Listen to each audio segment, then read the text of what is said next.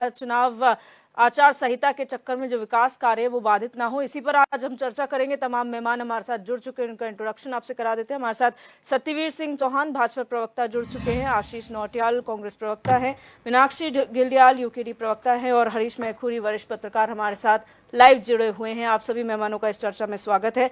सबसे पहले हरीश मैखुरी जी आपके पास आना चाहूंगी, आपका वक्तव्य पहले लूंगी क्योंकि यहाँ पर जानना जरूरी है कि आखिर वजह क्या है। निकाय चुनाव हो नहीं पा रहे हैं, प्रशासकों का कार्यकाल बढ़ा दिया गया, अब खबर यह है कि त्रिस्तरीय पंचायत चुनाव, निकाय चुनाव दोनों साथ कराए जाएंगे। वैसे ये बहुत अच्छा सरकार का कदम है कि जो पंचायतों के चुनाव, त्रिस्तरीय पंचायतों के चुनाव और नगर निकाय के जो चुनाव हैं एक साथ किए जाएं।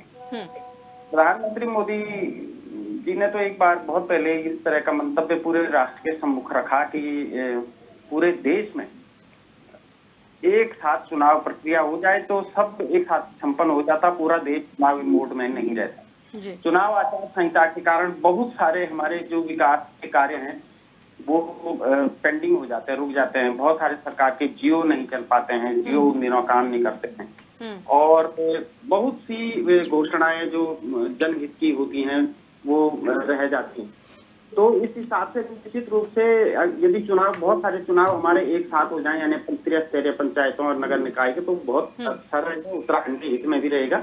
अन्यथा 2 बार जो है उत्तराखंड में बिना बात की वो लग जाएगी, आचार संहिता लग जाएगी और आचार संहिता में सरकारें कुछ काम मतलब इस तरह के नहीं कर पाती हैं कि जैसे जनहित के कार्य हैं, विकास के कार्य हैं, नई घोषणाएं वो नहीं हो।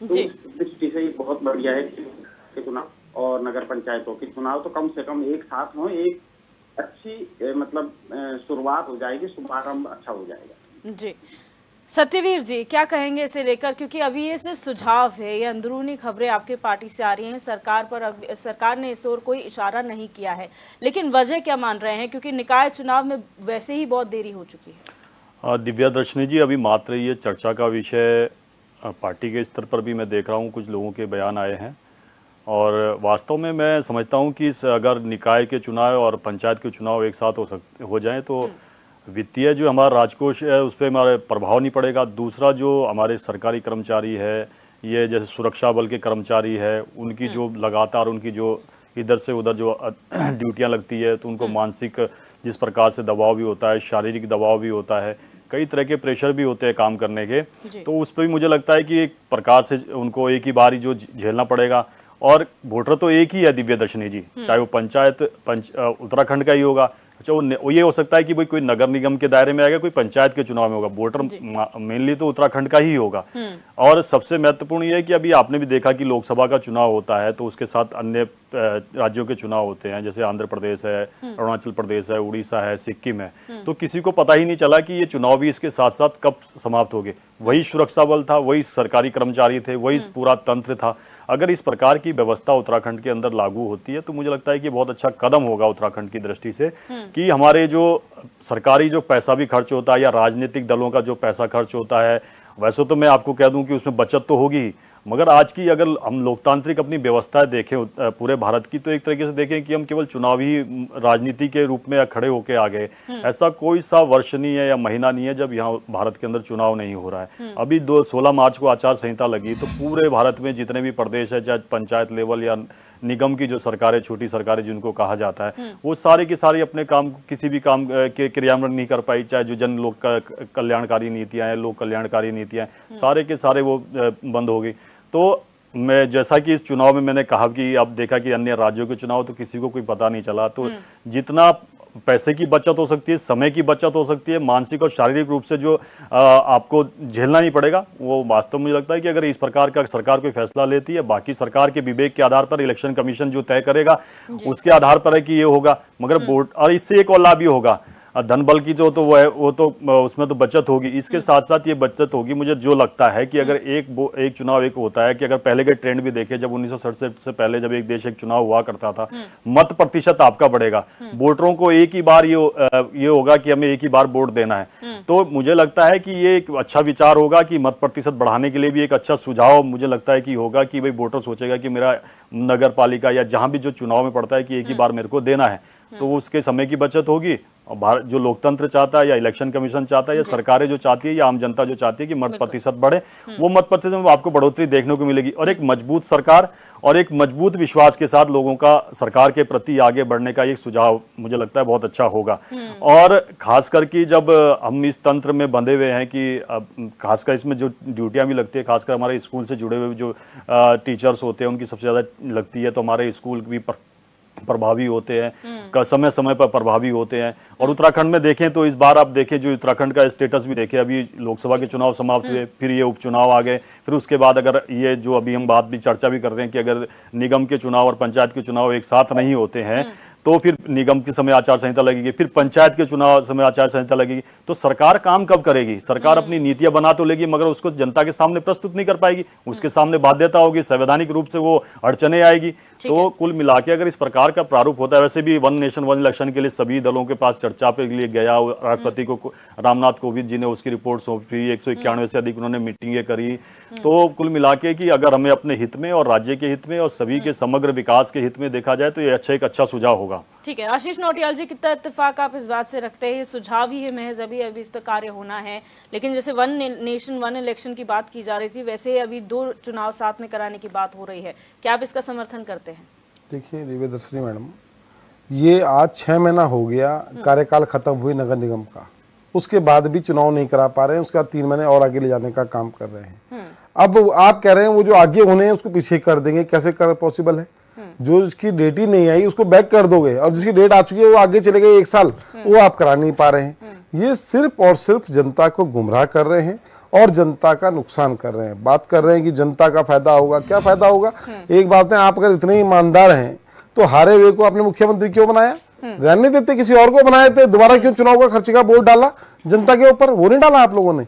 आपको अपने जो काम करने हैं वो तो आप कर लेंगे, पर जहां पे आपको लगता है कि जनता के हितों के काम करने, वो आप नहीं करेंगे। नगर निगम अलग होता है, पंचायत अलग होता है। नगर निगम का वोटर अलग है, पंचायत का वोटर अलग है, दोनों वोटर अलग अलग है। तो आप कैसे बोल रहे हैं कि खर्चा बच जाएगा?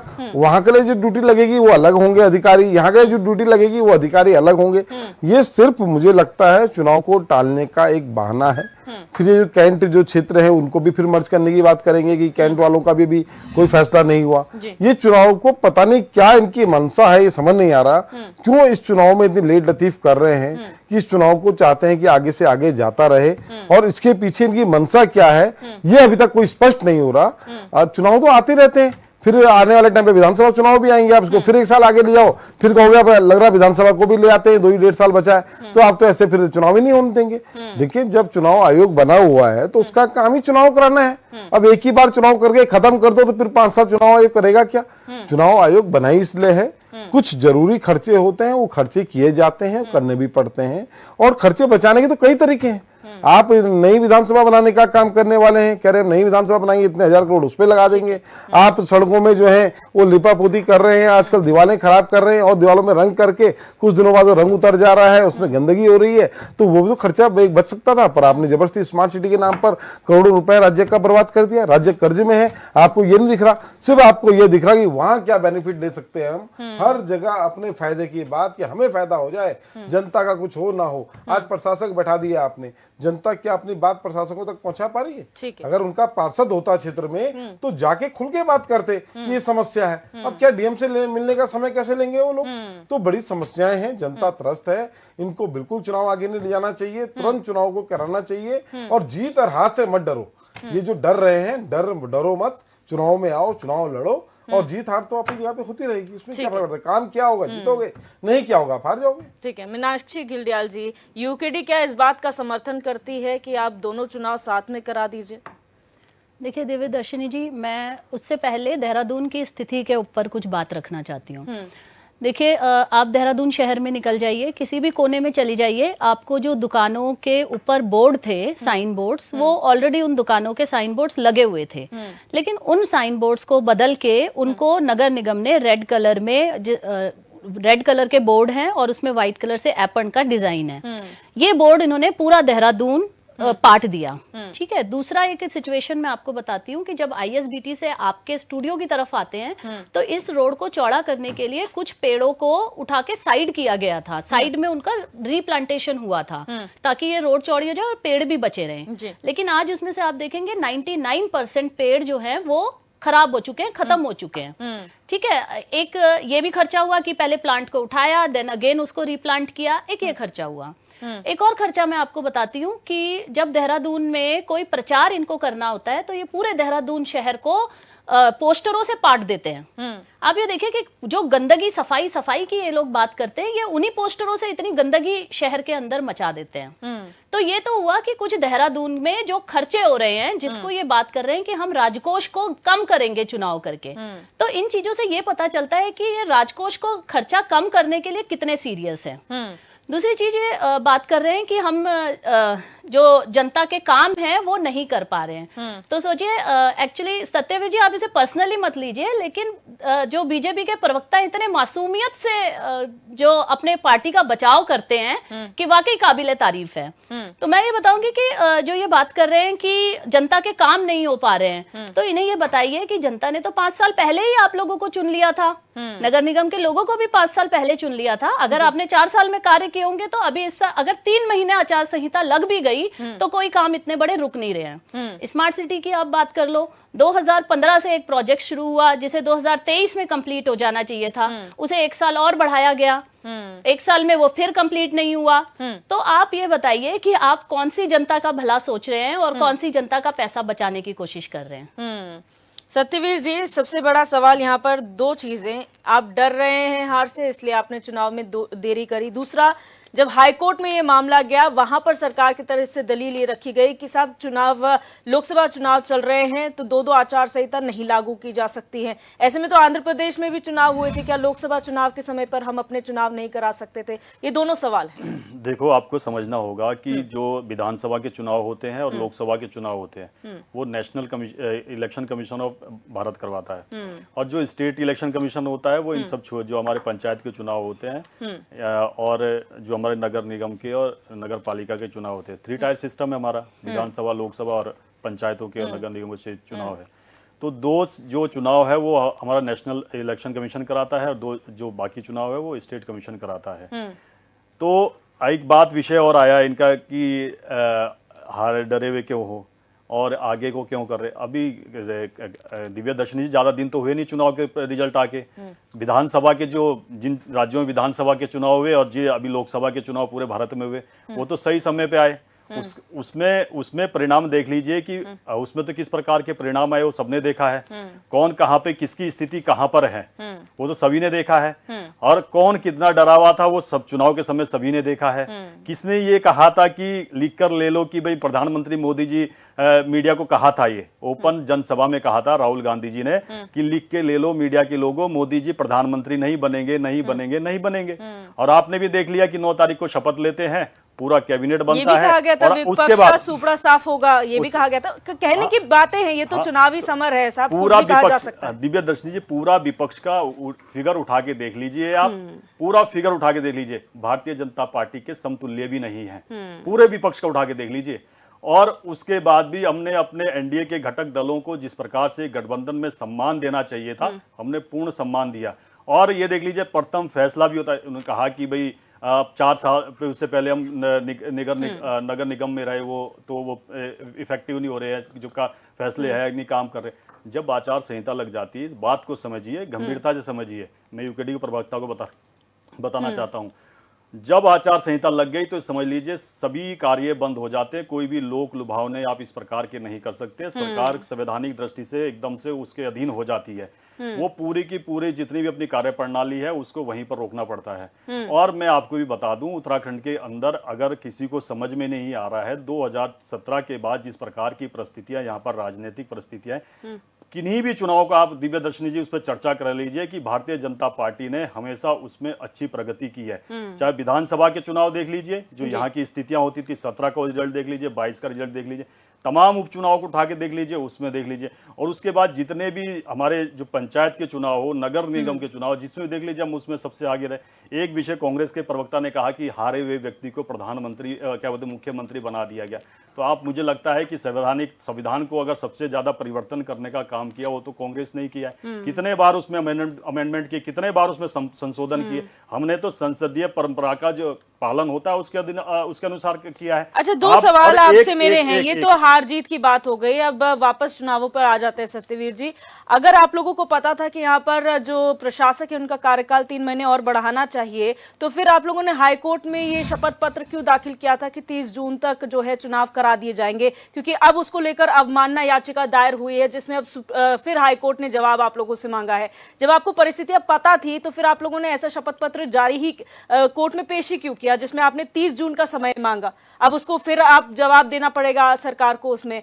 ये जितनी भी एजेंसियां होती है, जो इलेक्शन कमीशन से जुड़ी हुई एजेंसियां या दूसरी एजेंसियां, वो सारी की सारी सरकार के कनेक्ट होती है, सरकार से जुड़ी हुई होती है।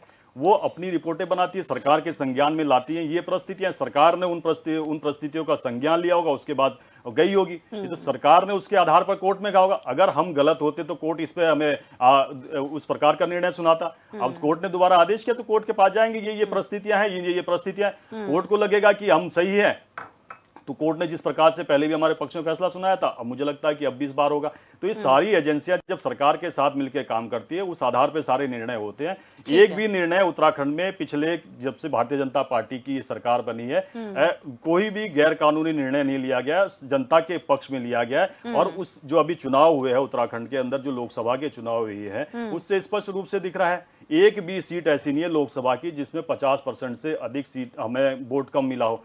50% से अधिक वोट मिलना ये होता है कि हम जनता के जो हमने वादे किए थे उन मैक्सिमम वादों तक कम समय में पहुंच चुके हैं। जो बीच में चुनाव होते हैं, जो नई नई सरकारें बनती है, उससे तो उसके लिए तो लिटमस टेस्ट होता है कि भाई ये इसमें पास हो पाएंगे कि फेल हो पाएंगे। हम तो उसमें पास हुए हैं। आप देख लीजिए, बगल में लगता है राज्य हिमाचल है, वहां तो हमारे से बाद में सरकार बनी है, वहां पर तो चारों की चारों सीटें हमारी आई है। उत्तराखंड में तो आज की स्थिति में देख ले, भारतीय जनता पार्टी हर स्तर पर, त्रिस्तरीय स्थिति मैंने बात करता हूं, जब थ्री टायर सिस्टम की बात करता हूं, हर स्थिति में हम सबसे आगे हैं। और इसलिए आगे हैं कि हमारी जो केंद्र और राज्य की जो योजनाएं हैं लोगों तक पहुंच रही है, इसलिए। ठीक है, हरीश मेखुरी जी, मैं आऊंगी उस पर भी। हरीश मेखुरी जी, यहाँ पर हम बात कर रहे हैं 2 चुनाव साथ में कराने के, आपने उसका पक्ष रखा और आपने कहा ये सही डिसीजन है। लेकिन आशीष नौटियाल जी ये कहते हैं कि आपने जो यहाँ पर प्रशासक नियुक्त किए हैं उनके पास समय नहीं है। अगर जनप्रतिनिधि होते तो शायद लोगों के पास आसानी होती उन तक पहुंचने की, अपनी समस्याओं को रखने की। लेकिन कार्यकाल अगर आप बढ़ाते रहेंगे तो लोगों की समस्याओं का हल कैसे होगा? एक तरफ चुनाव आचार संहिता का हवाला देकर कहा जा रहा है कि विकास कार्य रुक जाएंगे, दूसरी तरफ जनप्रतिनिधियों का ना यहाँ पर चुनाव होना, ये भी एक बड़ी बाधा है। समझिए, ऐसा है कि जो प्रशासनिक अधिकारी होते हैं उनकी अपनी सीमाएं हैं, दुनिया भर की बैठते हैं, इसलिए जनप्रतिनिधियों की तो आवश्यकता है। इस बात से हम सहमत हैं, उसमें कोई दिक्कत ही नहीं है।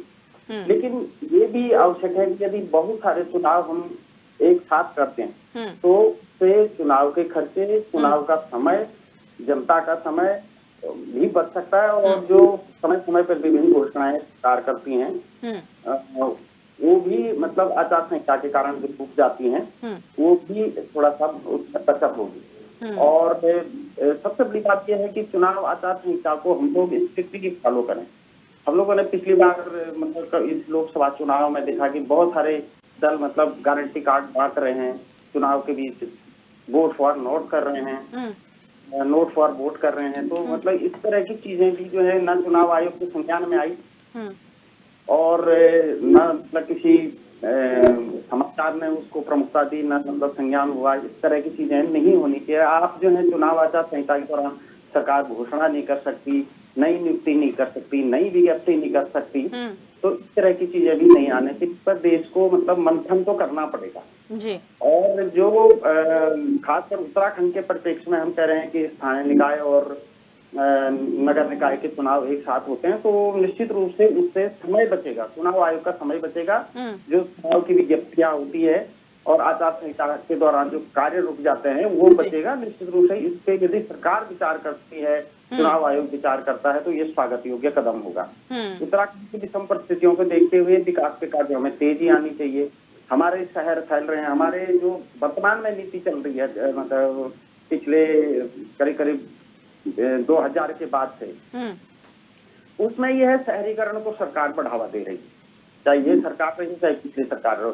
गांवों में इंफ्रास्ट्रक्चर को बढ़ाना चाहिए ताकि लोग गांवों में ठहरे। शहरों में फैलाव होता जा रहा है तो शहरों में सड़क भी कटेंगी, इंक्रोचमेंट भी होगा, अपराध भी बढ़ेंगे, पेड़ भी कटेंगे, सड़कें चौड़ी भी होंगी। मैं देहरादून नहीं देख रहा हूँ, हमने देहरादून जो है बर्बाद कर के रख दिया है। अंग्रेजों ने मसूरी, पौड़ी, अल्मोड़ा इसलिए बताया था कि यहाँ पे शांति, इसलिए बसाया था यहाँ पे थोड़ा सा शांति है, ठंडक है, ग्रीनरी है, पेड़ है, यहाँ का इकोलॉजिकल बैलेंस बहुत अच्छा है। हमने देहरादून को बर्बाद कर दिया, हमने हल्द्वानी को बर्बाद कर दिया, हमने हरिद्वार को बर्बाद कर दिया, सारी मतलब पेड़ काट दिए, सड़कें वहाँ कंक्रीट के जंगल खड़े हो गए। तो शहरीकरण की नीति को थोड़ा सा हमें विराम देते हुए जो ग्रामीण विकास का हमारा स्ट्रक्चर है सरकारों को उस पर ध्यान देना चाहिए, तो हमारा गाँवों का पलायन भी रुकेगा और गांव में रोजगार सृजित करने का सरकारों को प्रयास करना चाहिए ताकि गांव में रोजगार बढ़े।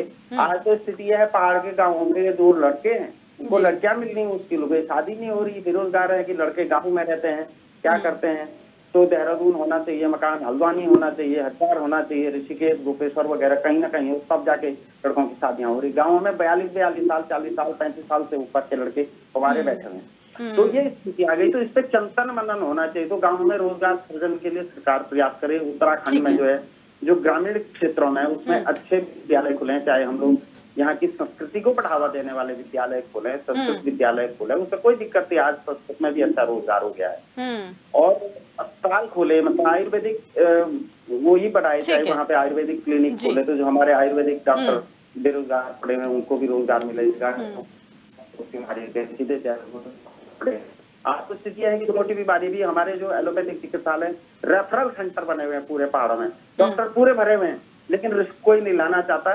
नियमावली इतनी कठोर है, थोड़ा सा डॉक्टर ने रिस्क ले लिया, एनेस्थीसिया नहीं है, रिस्क ले लिया तो केवल लिया डॉक्टर की नौकरी बनाएगी, तो वो आगे दे देता। तो मतलब टेक्निकल चीजों के कारण हमारा स्वास्थ्य चरमरा रहा है। बिल्कुल, पहाड़ी क्षेत्रों में इंफ्रास्ट्रक्चर पहुंचना चाहिए, ये आप कह रहे हैं। आशीष नौटियाल जी, आपने एक बात कही कि यहाँ पर कुछ खर्च जो हैं वो वाजिब होते हैं, उन्हें करना चाहिए। कभी तो आप सरकार पर आरोप लगाते हैं कि कर्जा बढ़ा दिया, बेफिजूल खर्ची हो रही है, जनता का पैसा खर्च किया जा रहा है, और अब आप चुनाव अलग अलग करवाने में इसके पक्षधर भी हैं कि कुछ जो है पैसे, कुछ चीजें ऐसी होती है जिसमें पैसे खर्च करने चाहिए, तो आप वो भी करेंगे, ऐसा क्यों? देखिए दिव्यदर्शनी जी, ये चुनाव को आगे बढ़ाने की साजिश कर रहे हैं। कर सकते हैं क्या सितंबर में चुनाव दोनों? आप बताएं, ये नहीं करेंगे। ये बोलेंगे अभी उसका कार्यकाल दिसंबर में खत्म होना है, उसके बाद फिर ये वहां का जो है कैंट क्षेत्र की बात करना शुरू कर देंगे। ये इस चुनाव को किसी भी हाल में टालना चाहते हैं, क्योंकि नगर निगम के अंदर इनकी छवि बहुत खराब हो रखी है। मेयर साहब के ऊपर खुद इल्जाम लगे हुए हैं आय से अधिक संपत्ति का, इनके और कमली भट्ट एक पार्षद और हैं, उनके ऊपर भी इल्जाम लगा हुआ है। अभी एक झाड़ू घोटाला भी इनका सामने आने वाला है।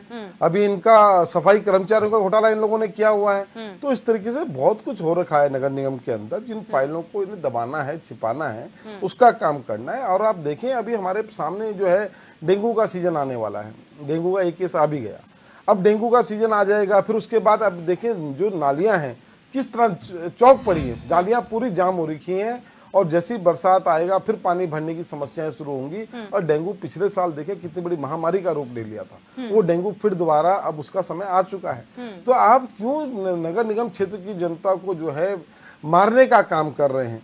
और आप बताएं, क्या पहली बार हो रहा है क्या चुनाव अलग अलग? हमेशा से होता है, चुनाव होते थे, हमेशा होते थे, लेकिन हाँ पहली बार देखा सरकार की स्थिति इतनी खराब हो गई कि वो कह रही है हमारे पास पैसा ही नहीं है। बताएं, इतने खोखला कर दिया आपने राज्य को कि आपके पास चुनाव कराने के लिए पैसा नहीं है। किसने तो कहा आप क्या करेंगे? यही तो कह रहे हैं, पैसे बच जाएंगे हमारे, वही तो पैसा बचाता है, इसमें पैसा नहीं होता, इनपे पैसा नहीं है, इसका सीधा सीधा दिख रहा है। और आप ये देखें, पंचायत चुनाव और नगर निगम चुनाव दोनों अलग हैं। पंचायत चुनाव गांव के क्षेत्र में होते हैं, नगर निगम के चुनाव शहर के क्षेत्र में होते हैं। यहाँ जितनी मैन पावर लगेगी वहां की मैन पावर अलग है, यहाँ की मैन पावर अलग है, दोनों में फर्क है। ये सिर्फ कुछ नहीं करना है इन्होंने किसी तरह से इस चुनाव को और आगे लेके जाना है, जो इनका मेन मकसद है। अच्छा, हार का डर, एक चीज आपने बोली, हार का डर है इन्हें। तो जो परिस्थितियां अभी बनी है विपक्ष की, और खासतौर पर उत्तराखंड के परिप्रेक्ष्य में अगर बात करें सर, तो फिर उल्टा होना चाहिए था। भारतीय जनता पार्टी तो पहले भी कॉन्फिडेंट थी, आज डबल कॉन्फिडेंट हो गई है, लेकिन कहीं ना कहीं परेशानियां आप लोगों के लिए है। नहीं, कोई परेशानी नहीं है। उत्तराखंड का जो चुनाव हुए वो अधिकांश मोदी जी के चेहरे पर हुए, और मोदी के चेहरे पे उत्तराखंड की जनता विश्वास करती है। हम ये नहीं कहते नहीं करती, करती है। उनके चेहरे पे ही चुनाव होते हैं, इनके पार्षद तक उनके नाम पर जीत के जाते हैं, उनके चेहरे पे विश्वास करती है। लेकिन जब जनता ने देखा कि ये अपना आप ही डगमगा गए, जो बात करते थे मैं 10 लाख वोट से जीतूंगा, वो आदमी 1.5 लाख वोट से जीत रहा है। जो कह रहा हमारा हर जो है सांसद 5 लाख वोट से जीतेगा, बताएं उसकी स्थिति क्या हो गई। आपके यूपी में योगी करते फिरते थे, योगी जी कितनी सीटों पे आ गए। वो तो मायावती जी का गठबंधन हमारे साथ नहीं हुआ, नहीं तो 15-16 सीट और हार जाते आप, तो आप 10-15 सीट में योगी में वहाँ उत्तर प्रदेश में खड़े हो जाते। इनकी स्थिति बहुत खराब हो चुकी है। उत्तराखंड में मैंने बताया ना, आज जनता ने देख लिया कि विपक्ष मजबूत है। कल तक जो भारतीय जनता पार्टी ने जो झूठ और भ्रम फैला रखा था, विपक्ष खत्म हो गया, कुछ नहीं बचा, पार्टी कांग्रेस खत्म है, आज जनता ने देख लिया कांग्रेस पार्टी ही है जो इनको चैलेंज कर सकती है, इनको बता सकती है। और अभी बात कर रहे थे हमारे क्या बताया, हमने बोला था कि कांग्रेस ने प्रधानमंत्री नहीं बनेंगे, हम लिख के दे रहे हैं। तो आपने क्या बोला था, अब की बार 400 पार। हमने तो कई लोग पागल होते देखे, पागलों की तरह घूम रहे हैं, 500-400 पार डॉक्टर पे इलाज कराने जा रहे हैं। पागल बना दिया लोगों को इन्होंने कि किस तरह पागलों की तरह घूम रहे हैं। ये फेसबुक में चल रहा था कि इन्होंने लोगों को पागल बना दिया अपने इस झूठे जो प्रोपेगेंडा जो इन लोगों ने रचा। परेशानी यही है कि हम पास में देखते हैं, आगे वाले जो हमारे सामने चुनौतियां हैं वो नजर नहीं आती। आप लोग आरोप प्रत्यारोप देखिए माहौल होता है जब इन्होंने जिस तरह, यहाँ कई अंधभक्त है अभी भी है, ऐसे नहीं 10% तो अभी भी है, काफी हद तक ठीक हो गए हैं जिनकी बीमारी का इलाज हो चुका है। 10% का अभी इलाज नहीं हुआ, उनको हम समझा नहीं सकते, उन्हें वक्त समझाएगा, वक्त के साथ उन्हें पता लगेगा। आप देखें एक तरफ प्रधानमंत्री जी शपथ ले रहे हैं और दूसरी तरफ जम्मू कश्मीर के अंदर जो है आतंकवादी हमला हो जाता है और कहते हैं 370 के बाद आतंकवादी खत्म हो गए, कोई हमला नहीं।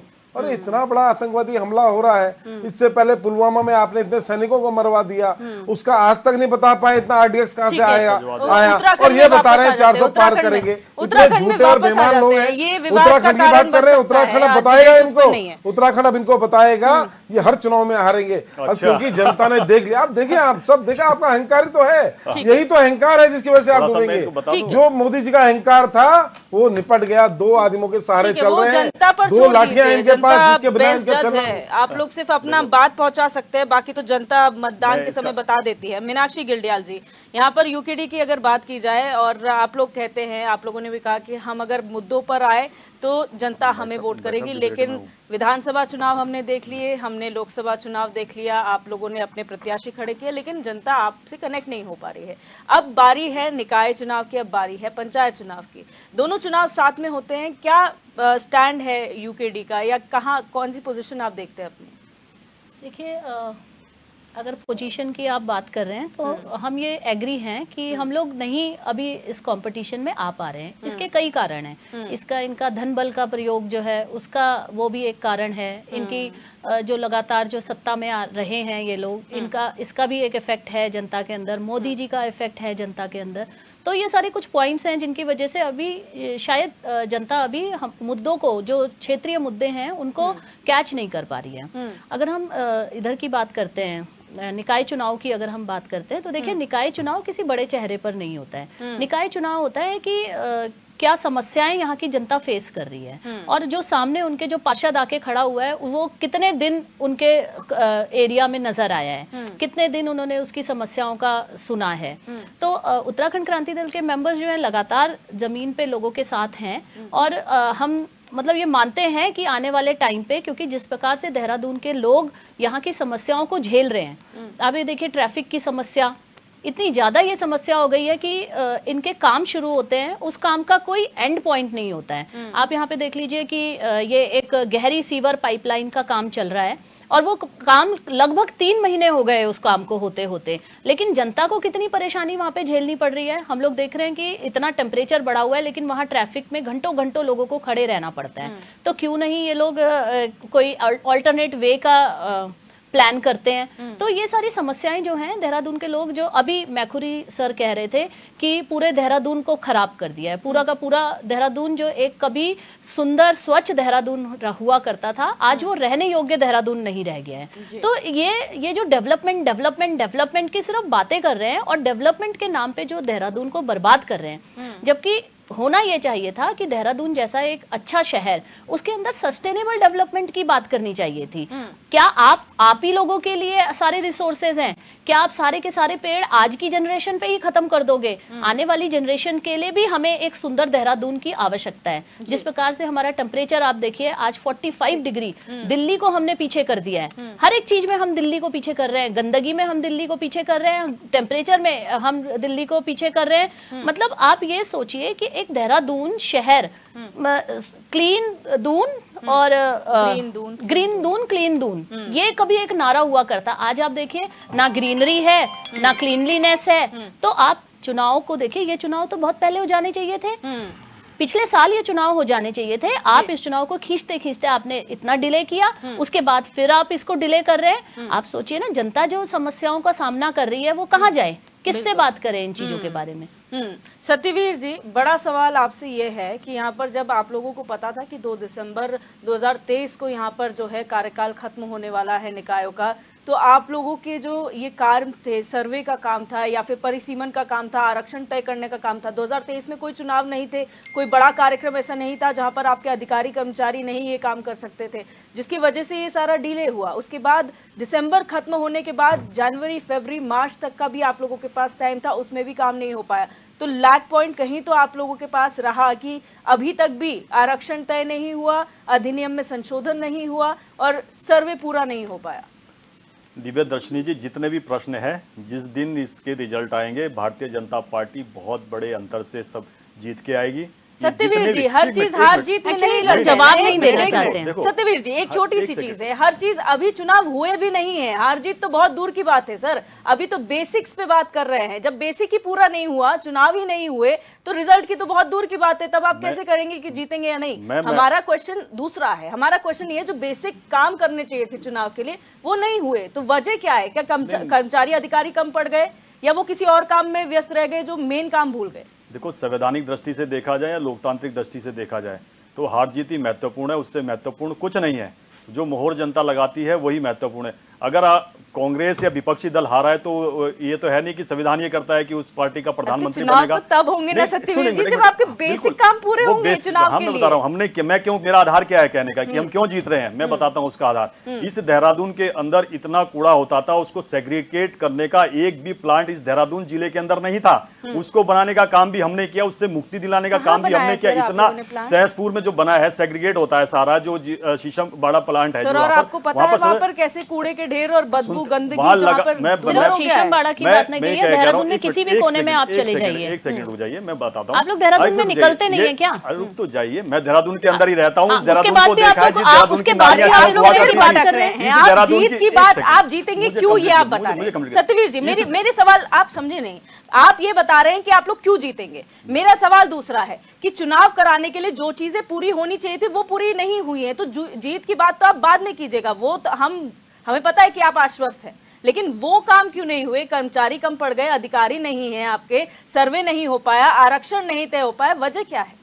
आप ये बताइए कि जब लोकसभा के चुनाव होते हैं तो उसमें क्या होता है कि चुनाव जो नेशनल जो चुनाव कमीशन है वो क्या करता है, हमारे अधिकारियों को ले लेता है। वो सारी पावर तो उसके पास चले जाती है, हमारे सारे कर्मचारी उसके पास चले जाते। कहां से करेगा वो सर्वे, कहां से करेगा वो अपने काम सारे? एक मिनट रुकिए, बहुत सारे काम होते हैं कि जो लगातार उससे मांगता रहता है, उससे पहले से ही वो आचार संहिता के अंदर तो अंतर्गत तो पूरा उसी के अंतर्गत आ जाता है। मगर वो बहुत सारे ऐसे काम होते हैं जिसके लिए वो लगातार उनसे संपर्क करता रहता है, लगातार उनसे वो डेटा लेता है, इनपुट्स लेता रहता है, लगातार वो काम चलता रहता है। तो उस क्या होता है कि एक वर्ष के अंदर अंदर जो सारी प्रक्रिया ऐसी होती है कि चुनाव आयोग तय करता है कि क्या क्या स्थितियां हैं। और कांग्रेस के प्रवक्ता कह रहे हैं कि हम डरे हुए, इतने डरे हुए हैं कि एक व्यक्ति वायनाड से भी चुनाव लड़ता है, रायबरेली से भी चुनाव लड़ता है। ये स्थितियां हैं। पहले भी दो लोकसभा से चुनाव लड़ता है, इस बार भी 2 लोकसभा चुनाव लड़ा। कोई ऐसा है नहीं, दिखने में नहीं आया कि इतना बड़ा जो राज परिवार से जो अपने आप को कहते हैं वो है, इतने डरे हुए हैं कि 2 जगह से चुनाव लड़ रहे हैं। एक सेकंड, और उत्तराखंड के अंदर उत्तराखंड के अंदर कह रहे हैं परिस्थितियां बदलेगी। राहुल गांधी ने डरा रखा है सरकार को, इतने डरा रखा बोलते थे मोदी इतना डरा रखा कि 99 ऑल आउट हो गए, इतना डरा रखा कि 99 ऑल आउट हो गए। ये नहीं पता चला इतना डरे हुए हैं कि 99 ऑल आउट हो गए। अपनी पीठ थपथपाने से पहले आप लोग ये सोच लीजिए, आशीष जी और सत्यवीर जी, रुक जाइए, जनता की बात कर लेते हैं ना, जनता की बात कर लेते हैं। किसानों के 20,000 करोड़ आशीष जी और सत्यवीर जी, अपनी पीठ बाद में रुक जाइए।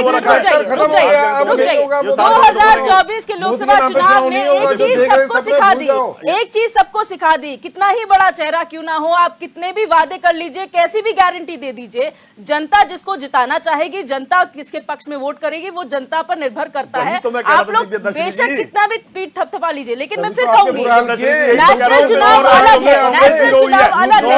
अब आप क्या चाहते हैं? अगर आप होश में नहीं है तो मैं इनको होश में नहीं लाना चाहता हूँ। आप क्या चाहते हैं कि नगर निकाय और त्रिस्तरीय पंचायत चुनाव भी मोदी जी के चेहरे पे लड़ा जाए? आप क्या चाहते हैं कि नेशनल लेवल के लीडर्स की बात मैं इनका बात का जवाब दे रहा हूँ। ये जो 9 राज्यों में 0 हुए और अभी भी नहीं, आंध्र प्रदेश, उत्तराखंड में यही कमी है हमारे लीडर्स की। सर हम उत्तराखंड पे आते आते हम नेशनल पिक्चर बढ़ा देते हैं। राम के नाम पे चुनाव लड़ रहे थे, चाहे कांग्रेस भी पीछे नहीं है, आप लोग भी नेशनल लेवल की बात करते हैं। उत्तराखंड में आते आते हम लोग निकाय चुनाव की बात कर रहे थे, पहुंच गए मोदी के चेहरे पे हो रहे थे, इसलिए शांत हो जाइए, मैं आपके समय नहीं बोला। दिव्यदर्शनी जी कि आपको इस जो अभी चुनाव हुए इससे इस ट्रेंड से समझ नहीं आया? मैं आपको विद डेटा के साथ बताता हूँ, टिहरी गढ़वाल लोकसभा में 54% वोट हमको पड़ा है, कांग्रेस को केवल 22% वोट पड़ा है। इससे क्या समझ में आता है कि जो ये पूरी टिहरी लोकसभा में है इनकी क्या स्थिति है, क्या दुर्गति? 22% वोट मिला है मात्र, केवल 22% वोट। आप समझ सकते हो। आप यहाँ जाइए, गढ़वाल में चले जाइए, हमको 59% वोट मिला है और इनको केवल 36% वोट मिला। क्या दुर्गति हुई है बताइए? और ये बात कर रहे हैं डरने की, और उसके बाद नैनीताल देख लीजिए, 61% वोट हमको मिला है, 34% वोट हमको मिला है। और आप ये चला जाइए, आप चले अल्मोड़ा में चले जाइए, 64% वोट हमको, 29% वोट। ये स्थिति है, ये उत्तराखंड की स्थिति है और 9 राज्यों में 0 हो गया। ये स्थिति है, लोकसभा चुनाव संपन्न हो गए, रिजल्ट आ गए, केंद्र में सरकार बन गई, उत्तराखंड से सांसद नियुक्त हो गए। रुक जाइए, रुक जाइए, जनता की आंखें खुली है, जनता की आंखें खुली है और एनडीए की सरकार बन गई है। बोल रहे हैं ठीक है, 2024 के चुनाव संपन्न हो गए, सरकार का गठन हो गया, उत्तराखंड से सांसद नियुक्त हो गए, सब कुछ हो चुका है। अब बारी यहाँ के लोकल चुनाव की, जिस पर बात की जा रही है और चिंतनीय विषय ये, एक तरफ कहा जा रहा है 2 चुनाव साथ में कराएंगे, पैसा बचेगा, लेकिन जो बेसिक्स है उसी पर नहीं बात की जा रही है। प्रशासक बैठा है, अगर दिव्यदर्शनी जी प्रशासक बैठा भी है, किसी का एक काम नहीं रुक रहा है। आप बता दीजिए, अगर काम रुकते तो आपको सब जगह हाहाकार दिखती, सब जगह हाहाकार दिखती। एक काम बता दीजिए, आप कह रहे हैं कि 2 दिसंबर मैं मैखुरी जी के पास जाऊं, मेरा छोटा सा सवाल आपसे ये है कि जो आपने प्रशासक नियुक्त किए वो कौन है? वो डीएम है, वो एसडीएम है, उनके अलावा सिर्फ यही, उनके पास सिर्फ यही काम नहीं है, वो जनप्रतिनिधि नहीं है कि वो लोगों के ही मुद्दों को देखेंगे, उनके पास प्रशासनिक और काम है, उनके पास विभाग अलॉट है, उनको मंत्री को जवाब देना होता है, उनके पास ऑलरेडी बहुत प्रेशर है। तो आपको लगता है वो हर परेशानी को केटर कर सकते हैं और आप कहते हैं कि हर प्रॉब्लम रिजॉल्व हो जाती है? कितनी परेशानी होती है? दिव्यदर्शनी जी, हमारे समय पे किसी भी सरकारी कर्मचारी पे दबाव नहीं होता है, जैसा कि आपने कांग्रेस के समय पे देखा था। आप ये बता दीजिए, आप कह रहे कि 2 दिसंबर को कार्यकाल समाप्त हुआ, एक ऐसा इंसिडेंट बता दीजिए किसी भी आम व्यक्ति का काम रुका हो, किसी भी व्यक्ति की कोई ऐसी कंप्लेन आई हो कि हमारा काम नहीं हो रहा है, किसी भी अगर इस प्रकार की स्थितियां होती तो अब तक हाहाकार हो जाती।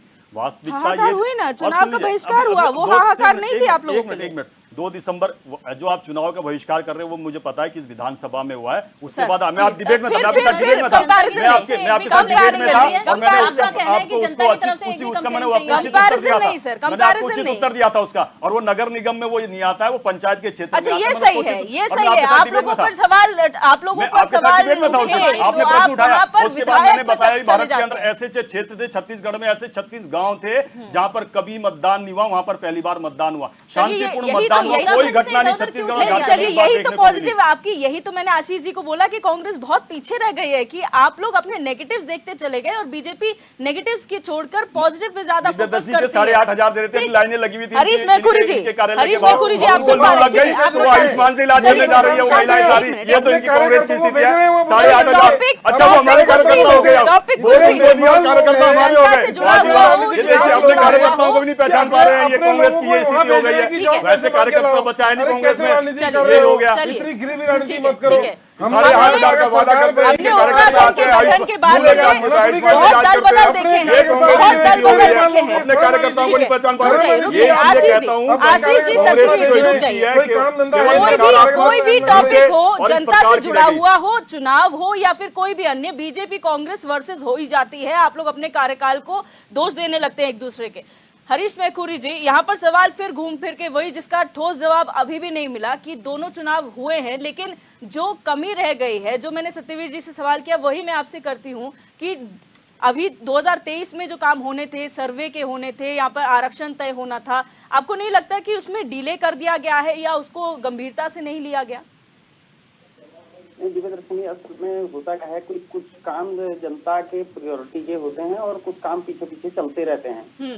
अब तो डेवलपमेंटल वर्क है वो प्रायोरिटी में है, और जो सर्वे वाला काम था या पुनर्गठन का काम था शायद सरकार को वो लगा नहीं होगा, तो इसलिए वो पीछे छूट रखा है, क्योंकि वो भी बराबर प्राथमिकता दी जानी चाहिए। मैं मतलब इस दृष्टि से सोचता हूँ, हमारे राजनीतिक दलों के यहाँ पे प्रवक्ता बैठे हुए हैं, बड़े विद्वान प्रवक्ता हैं, तो असल में जो लोकसभा चुनाव होने थे वो हो चुके हैं, जनता ने जो परिणाम देना था दे चुकी है।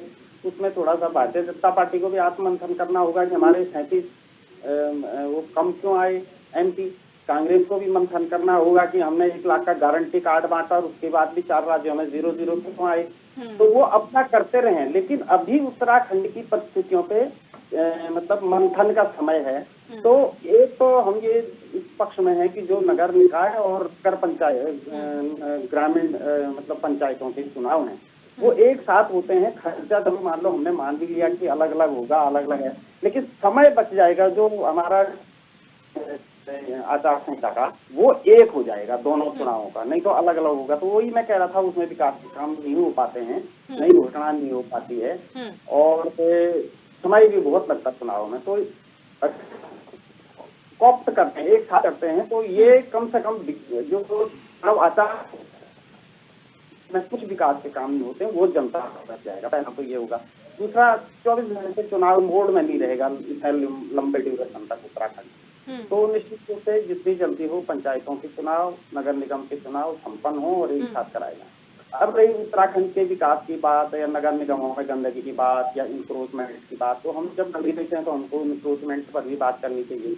हमको जो ये 10 रुपए के पैकेट हम कुरकुरे मुरमुरे खा के नाली में डाल देते हैं, तो उसकी आदत भी परिवर्तित करनी होगी। विदेशों में आप हम ही लोग जाते हैं, भारतीय लोग, तो उसको बिल्कुल जहाँ पे उसको मतलब उसमें डालना है, डस्टबिन में डालना है, वहाँ डालते हैं, लेकिन भारत में उसको सीधे नाली में फेंक देते हैं। 10 रुपए 5 रुपए की बोतल आजकल कोल्ड ड्रिंक बन के प्लास्टिक उसको पीते हैं, नाली में डाल देते हैं, तो वो भी चोक होता है। हम हॉस्पिटल जाते हैं तो वहाँ गंदगी करते हैं, लेकिन पान का पीक हम हॉस्पिटल की दीवारों पे थूकते रहते हैं। तो अपनी आदतों में भी, जनता की आदतों में भी हमको सुधार करना पड़ता है। जहाँ तक आपकी बात पे पूरे देश को सख्ती से निपटना चाहिए। अच्छी बात यह है कि अब आतंकवादियों की उम्र जो है 1 हफ्ते से ज्यादा नहीं रहती। पहले हमने देखा शहर बम 14 से पहले तो शहर बम विस्फोट होते थे, टीवी पे विज्ञापन आता था अंजाम बम तो नाच हुए हैं, तो वो थोड़ा सा कम हो गया है। वो निश्चित रूप से मोदी सरकार की उपलब्धि है, उससे हमें कहने में कोई दिक्कत नहीं, चाहे किसी पॉलिटिकल पार्टी के पक्ष में जाए विपक्ष में जाए, लेकिन आतंकवाद को सख्ती से निपटा जाना चाहिए, चाहे वो कोई भी करे। और आतंकवादियों के साथ जो है उसी तरह का हमारे यहाँ छठे साक्षम समाचार एक शब्द है कि जो जैसा है उसके साथ वैसा ही बर्ताव। हम आतंकवादियों की आरती नहीं उतार सकते। ऑपरेशन ऑल आउट हो, चाहे आतंकवाद नक्सल आतंकवाद हो, चाहे इस्लामी आतंकवाद हो, कोई हो, उसके खिलाफ सख्ती से निपटना चाहिए। उत्तराखंड की जहाँ तक बात है, ग्रामीण विकास को सरकार को प्राथमिकता देनी पड़ेगी। आज हमारे 40 से नहीं जुड़े हैं, उस पर काम करो। पंचायत चुनाव उपलब्धि तब होगा जब गांव में अच्छे विद्यालय खुलेंगे। तो अच्छे विद्यालय का माध्यम केवल अंग्रेजी माध्यम विद्यालय नहीं होता। आप परक शिक्षा गांव में 2 हिंदी मीडियम में 2 चीन तो नहीं करता अंग्रेजी। हम काहे को अंग्रेजी के गुलाम बने हुए, यूरोप के गुलाम बने हुए हैं, 6000 कबीलों के गुलाम बने हुए हैं, 1000 किलोमीटर दूर है। लोग कर सकते हैं, भारत की भाषाओं में कर सकते हैं। हमारे यहाँ 24 भाषाएं, तो 24 भाषाओं में शिक्षा दीजिए, उसमें क्या दिक्कत है हम लोगों को। ठीक है, मैं इसी को आपका फाइनल कमेंट समझूंगी मैखुरी जी। और जी और मीनाक्षी घिल्डियाल जी, शॉर्ट में फाइनल कमेंट आपसे चाहूंगी, क्या कंक्लूजन आप इस पूरी चर्चा से निकाली है? देखिए, कंक्लूजन तो ये निकलता है कि कहीं ना कहीं भाजपा इन चुनाव को टालने की कोशिश कर रही है। और क्योंकि हम लोग अभी, जैसे आप कह रहे थे कि कूड़ा जो है, लोगों को जागरूक होना चाहिए कि कूड़ा कूड़ेदान में डालें, तो मैं इस समस्या पे भी गौर करवाना चाहूंगी कि आप पूरे देहरादून में देख लीजिए, कहीं पे भी आपको कूड़ादान नजर नहीं आएगा। बीच में कुछ समय के लिए इन्होंने बड़े बड़े कूड़ेदान रखे थे जिनके आसपास कूड़ा फैल जाता था, जिसको खाली नहीं करवाया जाता था। उसके बाद अब आप देखेंगे अब तो पूरे कूड़ेदान ही गायब हो गए हैं। तो कहाँ जनता आखिर कूड़ा डाले? ये इस तरह की छोटी छोटी समस्याएं हैं जिनको नेग्लेक्ट किया जा रहा है, बीजेपी द्वारा, सरकारों द्वारा नेग्लेक्ट किया जा रहा है। ये मतलब सारी चीजें जनता के ऊपर ठीकरा फोड़ देना भी ठीक नहीं है। बिल्कुल। और अगर दोनों चुनाव साथ में होते, क्या आप इसके पक्षधर हैं, हाँ या नहीं? देखिए, हमेशा से देखिए, अगर नगर निकाय के चुनाव अलग किए जाते हैं और पंचायत के चुनाव अलग किए जाते हैं तो इसका कोई ना कोई रीजन जरूर है। ऐसे ही नहीं है कि अदरवाइज अगर ये ऐसा ही पैसे बचाने वाली बात होती तो हमारा तो देश पहले से बहुत गरीब था, तो पहले से ये चुनाव साथ के साथ होते। क्यों इन्हें अलग अलग किया जाता है? क्योंकि इसके पीछे बहुत बड़ा लॉजिक और रीजन होते हैं। आशीष नौटियाल जी, शॉर्ट में फाइनल कमेंट। देखें, नगर निगम चुनाव को इस आड़ में पीछे कर देना कि हम उनके साथ करेंगे, बिल्कुल गलत है। नगर निगम क्षेत्र के जो चुनाव हैं तुरंत तत्काल करा देने चाहिए, क्योंकि वैसे ही हम बहुत लेट हो चुके हैं और जनता का इसमें बहुत नुकसान हो रहा है। इन चुनाव को आप तुरंत कराएं और जो चुनाव प्रक्रिया में होंगे वो चुनाव अपने हिसाब से होते रहेंगे। चुनाव तो आते जाते तो एक प्रक्रिया है, चलती रहेगी। चुनाव आयोग का काम है चुनाव कराना, वो भी 5 साल के सोएगा थोड़ी, वो क्या करेगा 5 साल? तो उसको अपना काम करने दो चुनाव को, लेकिन जो जनता का हित है वो सर्वोपरि होना चाहिए। और नगर निगम चुनाव तो मुझे लगता है अत्यंत आवश्यक है, टाइम पर होने चाहिए और जीत हार की चिंता हमें नहीं करनी चाहिए। चुनाव में जाना एक बहुत बड़ी बात होती है और जीत हार तो जो काम करेगा जीतेगा, नहीं करेगा नहीं जीतेगा, इससे कोई फर्क नहीं पड़ता। ठीक है, सत्यवीर जी, फाइनल कमेंट। दिव्या दर्शनी जी, नगर निगम के चुनाव और पंचायत के चुनाव अगर जो चर्चा भी हो रही है कि अगर एक साथ होते हैं तो मुझे लगता है बहुत अच्छा होगा। और सरकारी मशीनरी, जैसे एक उदाहरण के लिए बताना चाहूँगा कि जैसे ये देहरादून का जो एरिया है उसका मतदान केंद्र अगर महाराणा प्रताप स्पोर्ट बनता है, उसके बगल वाला पंचायत का कोई क्षेत्र है, तो वो दोनों का जगह एक ही जगह पे एक ही समय बनेगा। तो आपको जो लोग भी, जिस विभाग से लोग भी वो केंद्र, तो आपको वहाँ पे अवश्य रूप से वहाँ पे आपकी मशीनरी कम लगेगी, आपको स्थान की दूसरे स्थान की आवश्यकता नहीं पड़ी। तमाम वैसे विकल्प होते हैं जिसकी कि आपकी धन बल की कमी पड़ती है। दूसरा, मशीनरी पे बहुत सारा इफेक्ट कम हो जाता है। जब भी चुनाव होंगे, मैं आपको स्पष्ट तौर से कह देना चाहता हूँ, जिस प्रकार के अभी परिणाम लोकसभा में भी आए हैं, दिखाया है उत्तराखंड की जनता ने, वही आपको नगर निगम में, नगर पालिका में और पंचायत के चुनाव में देखने को मिलेगा। इस समय हमारा भारतीय जनता पार्टी का टोटल फोकस है इलेक्शन कमीशन अपना काम करे, सरकार को जो अभी आचार संहिता के बाद जो समय मिला है लोगों के लिए काम करने के लिए और नीतियों को लागू करने के लिए, उस पर पूरा का पूरा फोकस हमारा है। हमारे मंत्री और हमारे मुख्यमंत्री जी लगातार उस पर काम कर रहे हैं। अभी एक चर्चा में आपके साथ में था कि जब मुख्यमंत्री जी ने हर विधायक से मांगा था कि 10 सुझाव मेरे को दीजिए, आपके यहाँ क्या महत्वपूर्ण कार्य है जो होने बहुत ही आवश्यक है, वो सारे के सारे आए। कुछ 1000 के लगभग आए, उसमें से मुख्यमंत्री जी 700 के लगभग उनको लिया भी है। तो हम वो जो सारे जो आए हैं अब उन पे काम होगा, तो उन लोगों को लाभ होगा। हमारी सरकार 24 घंटे 24/7 एंड 365 डेज लोगों के बीच में जाके काम करती है, उसका परिणाम ही है। और यही नहीं, आप देख लीजिए कि लोग, हाँ, तो बस उत्तराखंड में जब भी चुनाव होंगे भारतीय जनता पार्टी बहुत अच्छे मतदान से आगे जीतेगी। लोगों का समय बचेगा, लोगों का लोकतंत्र के प्रति विश्वास बढ़ेगा, मतदान प्रतिशत बढ़ेगा, जो कि जिसपे चुनाव आयोग इतना पैसा खर्च करता है कि मतदान प्रतिशत बढ़े। मुझे अवश्य लगता है कि ये बहुत अच्छा होगा कि जब मतदान प्रतिशत बढ़ेगा, लोगों की रुचि बढ़ेगी और टिकाऊ सरकार बनेगी। वैसे जो हम बोलते हैं कि टिकाऊ, जो ये मेयर के जो चुनाव होते हैं एक छोटी सरकार ही होती है, तो मजबूत सरकार बनेगी, जिससे कि अच्छे काम होंगे, कि बैसाखी वाली सरकार नहीं होगी। और उत्तराखंड का जिस प्रकार का ट्रेंड रहा है वो जुड़ने के लिए बहुत बहुत शुक्रिया। और आज हमने चर्चा की 2 चुनाव, यानी कि नगर निकाय चुनाव और त्रिस्तरीय पंचायत चुनाव साथ में कराए जाएंगे। नगर निकाय चुनाव पर बहस बहुत लंबी छिड़ चुकी है, अब अवमानना याचिका दाखिल कर हाईकोर्ट में सुनवाई भी हो रही है। एक बार फिर पक्ष सरकार को रखना है, लेकिन इसके पीछे मंशा क्या है? क्या पैसे बचाने का ये प्रयास है या फिर कुछ और? ये आने वाला वक्त बताएगा। लेकिन जो भी है, समय पर चुनाव हो जाने चाहिए, जिससे जनप्रतिनिधियों का चयन हो सके और लोगों की समस्याओं का समाधान निकल सके। बहरहाल, क्वेश्चन आवर में मेरे साथ बस इतना ही। आप देखते रहिए HNN 24/7, जुनून सच दिखाने का।